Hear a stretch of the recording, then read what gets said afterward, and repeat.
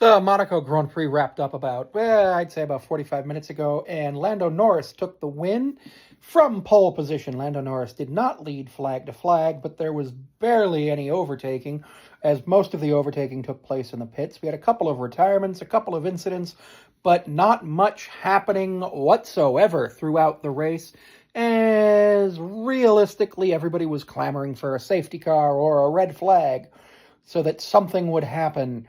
David Croft and Martin Brundle kept talking about whether or not this was a good idea, as last year there was a red flag in the very first corner of the race, causing everybody to make a pit stop and change tires. So therefore, they made a rule this year that you had to make 2 stops instead of the normal 1. Now, technically, there is no rule stating you have to make a pit stop in Formula 1 outside of the Monaco Grand Prix, other than the one that states you must run 2 tire compounds. During this one, they said that you had to use 2 different tire compounds and make 2 pit stops, thinking that it would increase overtaking. Unfortunately, it did not, and this led to several issues of just procession and parade and waiting for something to happen. Unfortunately, numerous things didn't happen, and it was just essentially a procession. Max Verstappen had the lead for a while, and there was a thought that, maybe he would just skip the pit stop so he would take a 30-second penalty and finish 4th. So Lando Norris was technically leading, but Max Verstappen was credited with leading those laps. And then they realized, no, he can't actually do that. He has to take the pit stop or he'll be disqualified. He goes and pits. The Mercedes team was very bad.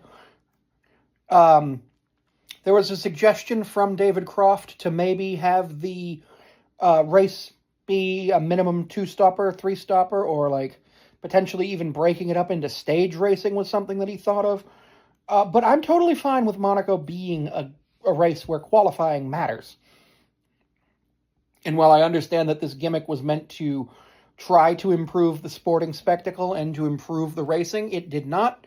I do know Monaco will be back on the circuit next year. I don't know what will be the choice for the sporting regulations to potentially make Monaco a better racing circuit next year, but I doubt it'll just be straight up you have to do 2 stops and no lap minimum, nothing like that. And I don't know how I feel about that, because Monaco is one of the most prestigious races on the motor racing calendar.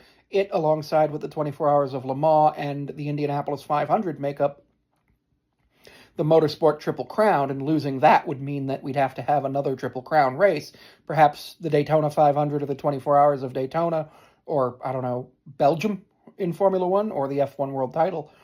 But something needs to be done to improve the entertainment value of Monaco.